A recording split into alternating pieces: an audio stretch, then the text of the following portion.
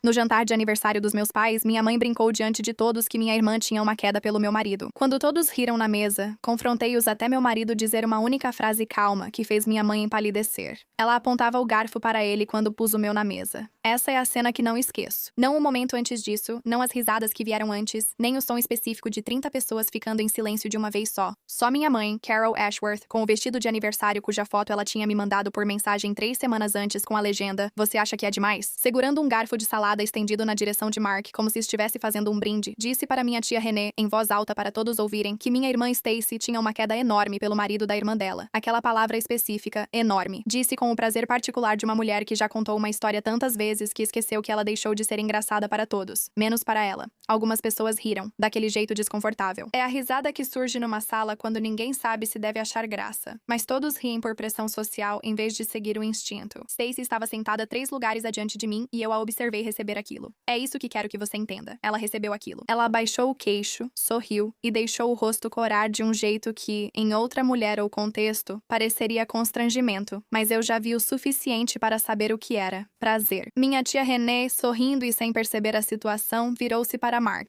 E então, conhece algum irmão ou primo bonito para apresentar a Stacy? Alguém com esses bons genes? Houve silêncio na mesa. Coloquei meu garfo de lado. O som ao tocar a porcelana foi pequeno, preciso e ecoou como sons assim costumam ecoar quando todos aguardam ouvir algo. Como um ponto final no fim de uma frase que todos sentiram, mas ninguém escreveu. Como você ousa? Eu disse. Deixa eu voltar. O jantar de aniversário não foi o início da história. Para entender o que ocorreu no salão de banquetes, é preciso conhecer os 8 anos anteriores. Sou Brenda Calloway, tenho 37 anos. Sou casada com Mark há 6 anos. Antes fui esse tipo de filha por 12 anos. Minha mãe me apresentava como a responsável, o que era uma designação em nossa família. Isso significava aquela que não precisa ser gerenciada, cujas necessidades não exigem atenção. Minha mãe, Carol, tem 63 anos, é pequena, de traços marcantes, e possui uma inteligência social específica que passou a vida usando de maneiras quase impossíveis de contestar diretamente, porque o dano sempre chega disfarçado de outra coisa. Uma piada, uma preocupação, uma observação feita com a cabeça levemente inclinada de uma mulher que só quer o melhor. Quem a conhece em festas a adora. Quem cresceu na casa dela a entende de outro jeito. Meu pai, Dennis, 66 anos, é engenheiro civil aposentado, quieto, que construiu a carreira com precisão e a vida pessoal com uma esquiva estratégica. Ele ama minha mãe de forma prática e comprometida, como quem decidiu há 40 anos e nunca mais reviu essa escolha. Ele não é uma má pessoa. Ele é uma pessoa que escolheu, de forma consistente e ao longo de muitos anos, deixar passar coisas que talvez merecessem não ser deixadas de lado. Vou voltar a esse assunto. Minha irmã Stacy tem 34 anos. Ela é a filha mais nova, aquela que minha mãe descreve como um espírito livre, o que na nossa família significa aquela que precisa ser gerenciada e, portanto, aquela cujas necessidades recebem atenção constante. Ela não é maliciosa de forma calculada, mas algo que considero até mais difícil. Ela é uma pessoa que foi tão completamente validada nesse comportamento específico que está no centro desta história que realmente perdeu a capacidade de reconhecê-lo como um problema. Ela acha que o que faz é encantador. Ela foi informada pela pessoa cuja opinião mais importa para ela, que é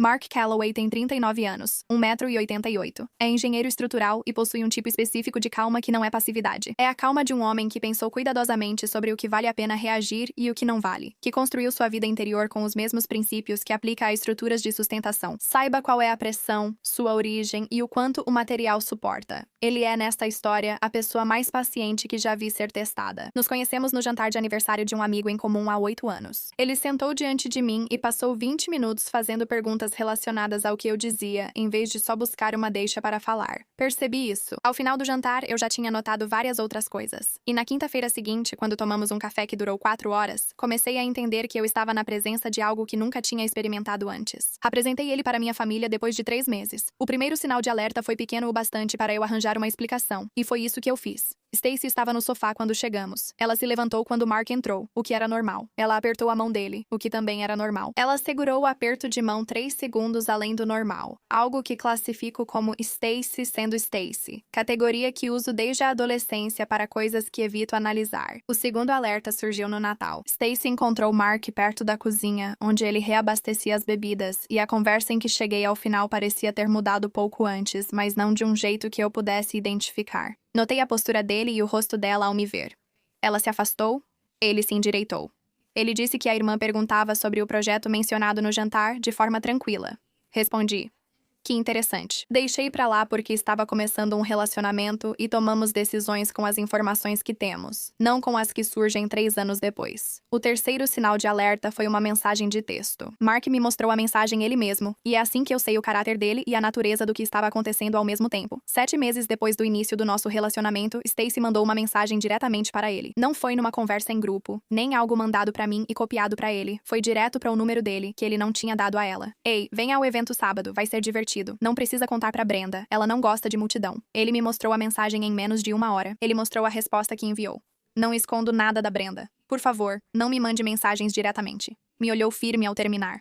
Queria que visse os dois, disse. Amo ele por isso. Amei ele por vários motivos em 8 anos, mas o amo de forma única e duradoura porque naquele momento, seu primeiro instinto foi me mostrar toda a verdade. Liguei para minha mãe. Isso foi, em retrospecto, o primeiro de vários erros que eu cometeria na categoria de acreditar que a resposta correta para isso era uma conversa privada. Minha mãe ouviu meu relato sobre a mensagem com a atenção cuidadosa de uma mulher que está decidindo, em tempo real, como se posicionar em relação a um conflito entre suas 2 filhas. Quando terminei, ela disse: Brenda, Stacy sempre gostou dos namorados da irmã mais velha. Você sabe como ela é. É inofensivo. Ela não vai fazer nada. Você sabe como ela é? Frase típica de família que transforma um hábito em personalidade imutável. Mãe, ela mandou mensagem direto pro meu namorado e pediu segredo. Vou falar com ela, disse minha mãe, mas não exagere. Você vai envergonhá-la. Ela conversou com ela. Não sei o que foi dito. Nada mudou. Eu poderia te dar mais 6 exemplos dos 2 anos seguintes. Vou te contar o que mais importa, porque foi esse que eu levei para aquele jantar de aniversário. Isso explica por que, quando finalmente falei, minhas palavras tiveram o peso de algo guardado por muito tempo. Meu casamento em junho há 3 anos. Mark e eu optamos por uma cerimônia pequena. 40 pessoas, um restaurante, um casamento focado no evento, não na produção. Eu me arrumava em um quarto ao lado do corredor principal. Minha dama de honra e amiga da faculdade, Dana, me ajudava com o véu. O quarto tinha uma janela aberta para o corredor, pois fazia calor. Ouvi minha mãe no corredor e Mark respondendo, mas não toda a conversa. Ouvi pedaços desconexos da conversa pela janela entre as instruções de Dana sobre o véu e a voz da minha mãe mencionando certeza. Ouvi Mark responder, mas não entendi.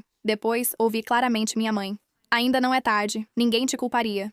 Fiquei imóvel. As mãos de Dana pararam no véu. Nós nos olhamos. O corredor ficou silencioso e 1 minuto depois, Mark entrou no quarto com expressão firme e determinada, como se trouxesse um peso. Percebi que ele estava diferente, mais pesado do que quando saiu há 20 minutos. Ele perguntou: Pronta? O que ela te disse? Questionei. Ele me olhou e disse: Depois falamos disso. Agora quero me casar com você. Nos casamos. Foi um bom casamento, lembro bem. Dana chorou. Lembro do rosto do meu pai ao me conduzir e da expressão de Mark quando cheguei. A sensação de ver todo o esforço recompensado de uma vez. Falamos sobre isso na 4ª noite da nossa lua de mel, naquele espaço único que as luas de mel proporcionam. Afastados e em privacidade, a vida em pausa. Ele contou o que ela disse. Ele tem certeza de que quer casar comigo? Ainda poderia desistir. Fiquei muito tempo deitada no escuro depois. Liguei para minha mãe do banheiro do hotel às 11h30 da noite com a porta fechada para Mark não ouvir meu choro. Ela afirmou que diria o mesmo a qualquer noivo, mas sabíamos que era mentira. Desliguei. Sentei no chão frio do banheiro de um hotel em Santorini por 20 minutos. Depois, lavei o rosto, voltei para a cama e deitei ao lado do meu marido, pensando que teria que decidir sobre essa família. Não agora, mas em algum momento. Esse, em algum momento, levou mais 3 anos de distância controlada, eventos familiares cuidadosamente selecionados e o trabalho emocional específico de ser uma pessoa que decidiu manter um relacionamento com pessoas que continuam provando, aos poucos, que não merecem isso. O convite do aniversário chegou. Mark pegou no balcão numa terça e disse algo que mudou tudo. E se a gente fosse? Se eles passarem dos limites, será na frente de todos, com testemunhas, sem distorções.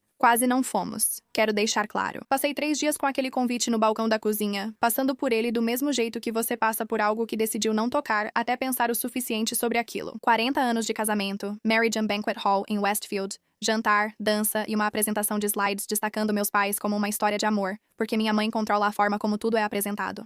30 convidados, principalmente família. Alguns amigos antigos dos meus pais, minha tia Renée com o marido, meu primo Patrick e sua esposa. Pessoas que conheciam minha família há muito tempo já tinham opiniões firmes sobre nós. Só mudariam com provas fortes. O argumento de Mark era tático, como sempre. Ele é engenheiro estrutural tanto por formação quanto por temperamento. Ele pensa em como as coisas se sustentam, onde estão os pontos fracos, o que acontece quando você aplica pressão em um local específico. Ele havia identificado, ao longo de 3 anos gerenciando o comportamento da minha família de forma privada, que o fato desse gerenciamento ser privado era um mecanismo que permitia que o comportamento continuasse. As conversas eram sussurradas, por telefone ou em pequenas reuniões familiares, permitindo que minha mãe depois descrevesse os fatos como achasse melhor. Testemunhas. Nada de reescrever ou ligar para parentes ausentes mudando a narrativa. Todos ali, vendo o mesmo, na mesma sala e horário. Perguntei: qual é o limite? Com o que concordamos ser o limite? Ele pensou. Se ela tocar no assunto da Stacy ou fizer piada na frente dos outros, esse é o limite. Se acontecer, não vamos sair de fininho, disse ele. Não vamos recuar. Vamos dizer a verdade para quem precisa ouvir. Olhei para ele na cozinha. E você está pronto? Ele respondeu, olhando nos meus olhos. Estou pronto há 3 anos. Confirmamos presença. Preciso contar sobre as semanas antes do jantar, quando a história deixou de ser só pessoal e passou a envolver quem via de fora. Nossa terapeuta, doutora Pamela Ozzi, psicóloga clínica licenciada, com 14 anos de atuação em consultório particular, especializada em sistemas familiares e dinâmicas de limites, nos acompanha como casal há 18 meses. Não se trata de crise conjugal. Quero deixar isso claro, pois lidar com minha família de origem gerava um estresse contínuo que decidimos juntos deixar de enfrentar sozinhos. Pamela foi a primeira profissional a quem contei toda a história, na ordem em que ela realmente aconteceu, em vez da versão suavizada que eu contava para quem conhecia a mim e a minha mãe. Ela tinha aquela qualidade específica de atenção terapêutica que não busca oferecer conforto. Antes disso, busca compreender. Ela deixava as coisas pairarem na sala antes de responder, o que fazia com que o que ela dissesse depois parecesse realmente pensado. Quando contei para ela que iríamos ao jantar de aniversário, ela me perguntou o que eu esperava. Quero que eles mostrem quem são, falei na frente de quem não pode ouvir outra versão depois. Ela refletiu. O que você vai fazer se eles não cruzarem a linha? Se a noite seguir tranquila, vamos para casa e reavaliamos, eu disse. Mas não acho que será assim. Por que não? Pensei no garfo da minha mãe apontado para meu marido, cena que nunca vi, mas consigo imaginar após 40 anos. Porque ela não consegue evitar, eu disse. Quando tem plateia, ela não se controla. Não está atuando, é só como ela é e acha encantador. Pam concordou. Mark apoia isso. Foi ideia dele. Ela me olhou com aquela expressão de dúvida sobre falar ou não o que pensa. Quero que saibam que o depois pode ser mais difícil que o momento, ela disse. A verdade pública persiste mesmo após a noite. Eu afirmei que entendíamos, mas na verdade não. Ela estava certa. A outra conversa importante foi na semana anterior ao jantar. Minha amiga Dana, a mesma Dana que tinha ajustado meu véu naquele quarto 3 anos antes, que ficou paralisada quando ouviu a voz da minha mãe no corredor, me encontrou para um café numa manhã de quinta-feira e ouviu meu relato do plano com a atenção focada de quem te conhece há tempo suficiente para enxergar o que está por trás da estratégia. O Mark está bem? Ela perguntou. Ele está mais do que bem, eu disse. Ele enfrenta isso há 6 anos e se cansou do silêncio. E você, está bem? Segurei minha xícara de café.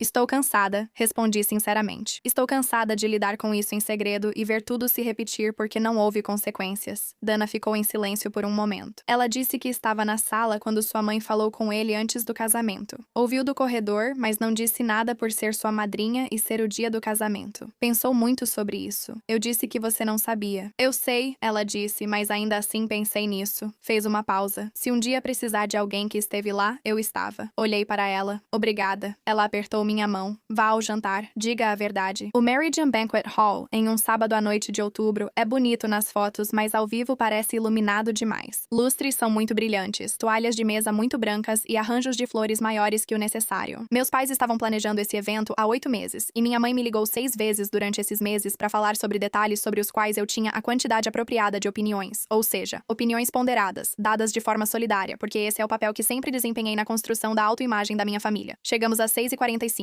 O jantar era às 7. Mark usava um paletó azul marinho que eu gosto nele. Eu usei o vestido verde escuro que a Dana tinha me ajudado a escolher 2 semanas antes, que ela disse que me fazia parecer alguém que já tinha tomado uma decisão. A primeira hora foi exatamente como eu tinha dito para a Pam que seria. Educado, superficial, a confortável engrenagem social de uma família que está apresentando sua melhor versão para uma plateia. Meu pai fez um brinde que foi realmente carinhoso. Dennis não é eloquente, mas é honesto. O amor dele pela minha mãe, apesar das complicações, é verdadeiro. As pessoas aplaudiram. Minha mãe chorou entrou nos momentos certos, como sempre faz. Mark e eu sentamos juntos, comemos e conversamos com meu primo Patrick e a esposa Julie, duas das pessoas mais equilibradas da família e de quem gosto. Observei minha mãe do outro lado da mesa. Ela estava calorosa, expansiva, tocando os braços das pessoas, dominando o ambiente com a facilidade de quem está em seu elemento e sabe disso. Stacy estava na outra ponta da mesa. Ela tinha vindo sozinha, como de costume, e estava usando um vestido que, como descobri depois, minha mãe tinha ajudado a escolher, o que não era tão comum, a menos que você entendesse o interesse específico que minha mãe tinha em como Stacy se apresentava em eventos onde Mark estaria presente. Observei essas coisas do jeito que você observa quando concordou com seu marido em prestar atenção, não com paranoia, com a atenção específica e focada de alguém que decidiu enxergar com clareza. Às 8h14 eu sei o horário porque tinha olhado meu celular embaixo da mesa para confirmar que o voo dos pais de Mark tinha pousado. Eles viriam nos visitar no fim de semana seguinte. Minha tia Renée se virou para Stacy e perguntou, com a curiosidade calorosa de uma mulher que ficou tempo suficiente fora da rotina da família para não conhecer mais o cenário. Se Stacy tinha um namorado, a mesa ficou em silêncio. Eu senti isso acontecer antes mesmo de ver. A atenção se voltou levemente para Stacy, e minha mãe acendeu o fósforo, soltando aquela risada aguda e tilintante ao querer ser encantadora. Garfo erguido, anúncio à mesa, ela compartilha o que acha bom demais para guardar. Não sei de namorado, mas ela tem uma baita queda pelo marido da irmã. A palavra enorme, dita com a ênfase de quem acha que isso melhora a história. Algumas pessoas riem, desconfortáveis, sem saber se podem achar engraçado. Minha mãe se inclina para Renée, expandindo, elaborando. Ela estava se preparando para contar a versão completa da história agora. Ela já tinha contado em outras reuniões sobre a quedinha da Stacy pelo Mark.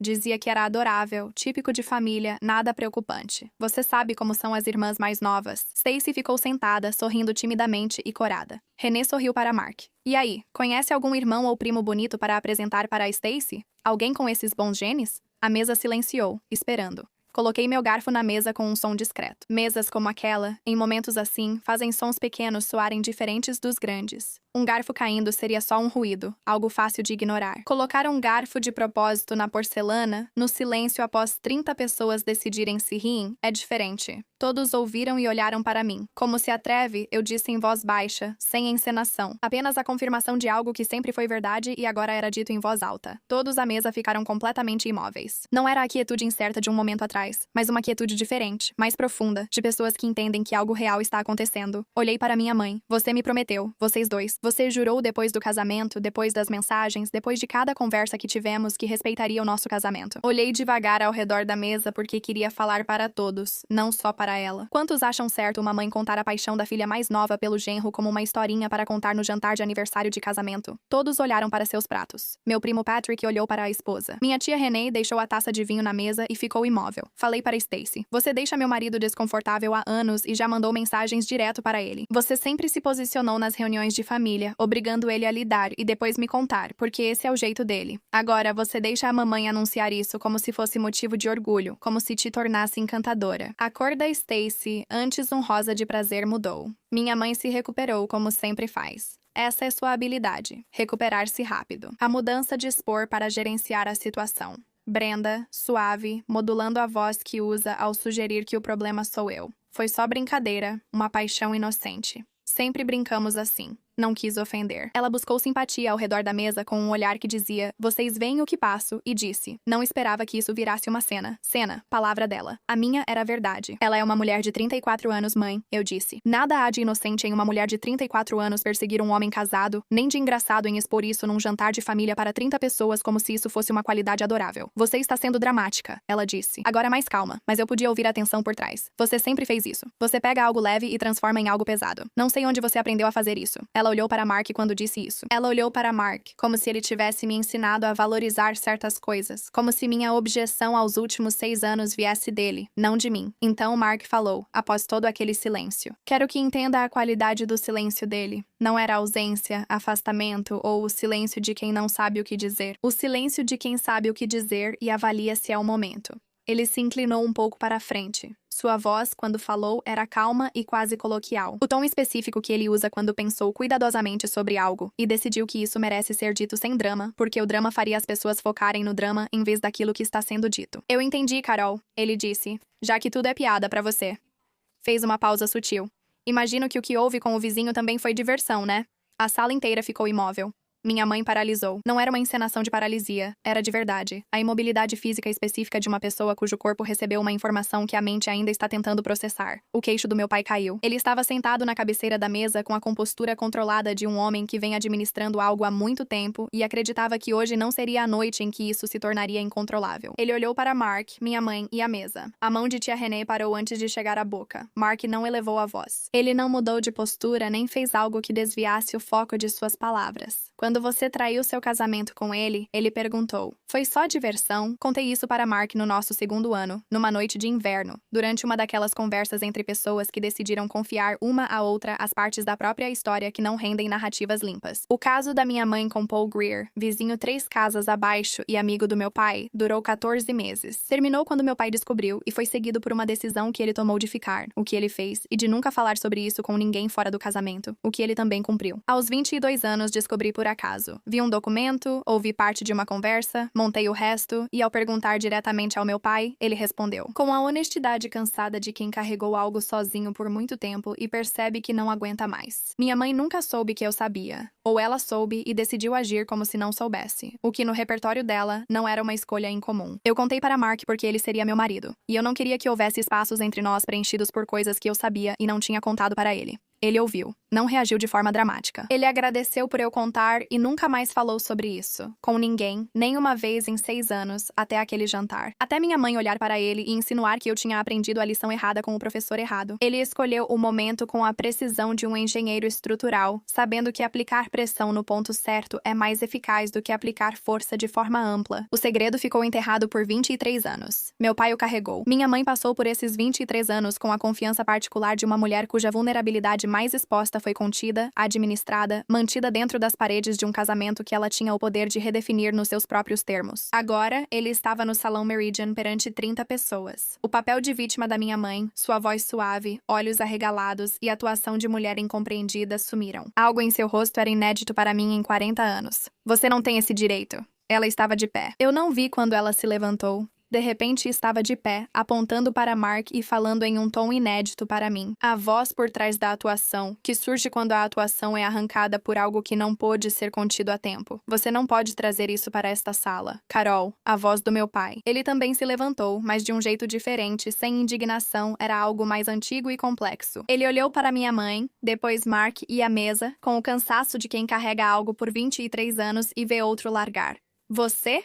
Minha mãe olhou para mim, apontou de Mark para mim. Você contou para ele. Tirou isso da nossa família. Ele é meu marido, eu disse. Ele é minha família. Isso era privado. Assim como nosso casamento, respondi. Você faz disso uma piada pública há 6 anos. Na sala, 30 pessoas. Ninguém olhava para seus pratos. Minha tia Renée estava muito imóvel, com a expressão de uma mulher que acabou de receber uma quantidade enorme de informações e está tentando conciliar isso com tudo o que achava que sabia. Meu primo Patrick estava com a mão sobre a boca. Julie, sua esposa, estava olhando para minha mãe com a expressão de alguém que assiste a algo do qual não consegue desviar o olhar. Stacy estava encarando a mesa. O prazer havia desaparecido completamente do rosto dela. Ali havia algo que eu não sabia nomear de imediato, mas não era exatamente vergonha. Era mais como a expressão específica de alguém que ficou anos sob uma determinada luz e acabou de ver essa luz mudar. Minha mãe olhou ao redor da mesa. Ela estava procurando aquilo que sempre encontra: a simpatia, o aceno de cabeça e o acordo de que ela é sensata em qualquer lugar. Ela buscou testemunhas que apoiassem sua versão, mas elas não estavam lá. Todos os rostos que ela via estavam desviados, congelados ou com a expressão de quem ouviu algo que não dá para desouvir. Isso não poderia ser reescrito, sem ligações particulares para parentes que não estavam presentes, sem reformular a narrativa discretamente nas semanas seguintes. Não havia versão em que Brenda exagerou ou Mark passou dos limites, ou que tudo não passava de um mal-entendido bobo que poderia criar raízes e crescer no escuro. Todos estavam ali. Todos tinham ouvido. Meu pai sentou-se devagar, como uma estrutura que sustentou algo por muito tempo, e enfim pôde descansar. Ele não olhou para minha mãe. Ele olhou para as próprias mãos sobre a toalha de mesa, as mãos de um homem fazendo um balanço longo e silencioso. Minha mãe ficou de pé por mais um momento, imóvel, com o dedo já não apontando para nada, com a voz já não encontrando o que precisava, num ambiente que não lhe dava o que ela costumava receber em qualquer ambiente. Então, ela também se sentou. Saímos às 9h15, sem drama. Nos despedimos rápido de quem realmente queríamos. Minha tia Renée me abraçou na porta por mais tempo que o normal. Meu primo Patrick apertou a mão do Mark e a segurou um pouco mais, dizendo mais do que palavras. No carro, Mark dirigia e eu sentei calada, mãos no colo. Ficamos 10 minutos sem falar. O silêncio específico de 2 pessoas que acabaram de passar por algo e estão deixando aquilo assentar antes de começarem a falar sobre isso. Você está bem? Ele disse finalmente. Sim, eu disse. E você? Sim. Uma pausa. Desculpa ter tocado no assunto sem... Não, eu disse. Não peça desculpas por isso.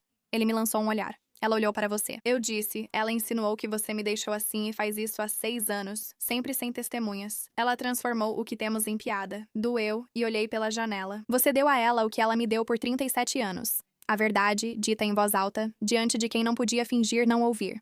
Mark ficou quieto. Você acha que seu pai está bem? Ele disse que pensou nas mãos do pai sobre a toalha de mesa, por mais de 20 anos, sobre o peso de algo que se perdoa sem poder esquecer. Acho que ele carrega isso há muito, eu disse. Não sei se foi bom ou ruim ter vindo à tona hoje. É algo que ele precisa resolver. Mark assentiu. Seguimos dirigindo. Em casa, liguei para Dana às 22h22, ela atendeu no segundo toque. O som indicava que estava acordada. Ela perguntou, como foi? Eu respondi. Ela fez exatamente como imaginamos, com o garfo e tudo. Pausa. E o Mark falou sobre o Paul Greer. Silêncio. Depois, Brenda. A sala simplesmente ninguém disse nada. 30 pessoas e ninguém falava, pois não havia o que dizer. Dana ficou em silêncio. Você está bem? Estou muito cansada, respondi. Mas sim, tudo bem, ela disse. É assim que é ficar cansada depois de algo que valeu a pena. Vou te contar o que aconteceu depois, porque a Pam tinha razão. O depois foi mais difícil que o momento. Não quero te dar uma versão que para na parte dramática e finge que acaba ali. Minha mãe me ligou às 8h47 da manhã seguinte. Deixei a chamada cair no correio de voz. A mensagem durou 4 minutos e 17 segundos. Conferi antes de decidir ouvir. Ouvi 2 vezes. Ela não pediu desculpas. Só reajustou a narrativa dela. A mensagem foi resultado do trabalho cuidadoso de uma mulher que elaborou o que aconteceu naquela noite e definiu a narrativa que queria sustentar dali em diante. A história era que Mark disse algo doloroso que arruinou um evento importante, e ela queria que superássemos isso juntos como família. O caso foi mencionado uma vez, brevemente, como algo que já havia sido resolvido e deixado para trás décadas atrás, e que Mark não tinha o direito de trazer à tona. Nenhuma palavra sobre o garfo, o anúncio ou 6 anos. Fiquei 2 dias remoendo aquela mensagem de voz. Depois liguei para Pam e pus a mensagem para ela ouvir pelo telefone. O que você percebe? Ela perguntou ao final. Ela se apresentou como a prejudicada, eu disse. Sim, respondeu Pam. E o que ela omitiu? Tudo o que foi dito antes de Mark falar. Certo. Uma pausa. É disso que eu estava falando quando disse que o depois é mais difícil. O momento muda o ambiente. Nem sempre muda a pessoa. Liguei para meu pai naquela semana. Aquela conversa foi diferente. Mais silenciosa. Mais longa. No tom de 2 pessoas que se amam há anos e buscam um novo caminho após uma mudança, ele disse. Eu não sabia que você sabia. Sei, respondi. Eu deveria ter contado. Escolhi ficar, ele disse. Foi minha decisão. Faria de novo. Eu sei, pai. E no jantar? Ele hesitou. Mark não tinha esse direito. Mas eu também entendo por que ele parou de novo. Você não precisa explicar, eu disse. Sua mãe não vai mudar, ele disse baixinho. Sem amargura, com a honestidade de quem refletiu muito e chegou a uma conclusão clara. Eu sei, respondi. E o que isso significa para nós? Ele perguntou. Para você e para mim? Eu pensei. Quero me relacionar com você sem envolvimento dela. Falei que é isso que desejo. Se será possível, depende dela e das suas decisões. Ele ficou um tempo em silêncio. Tudo bem, disse. Vou pensar como seria. Essa conversa segue, pode durar anos. É assim que funciona. Não de forma limpa, nem de uma vez só, mas de forma lenta e difícil, como quem tenta construir algo novo sobre o terreno onde antes havia uma estrutura antiga.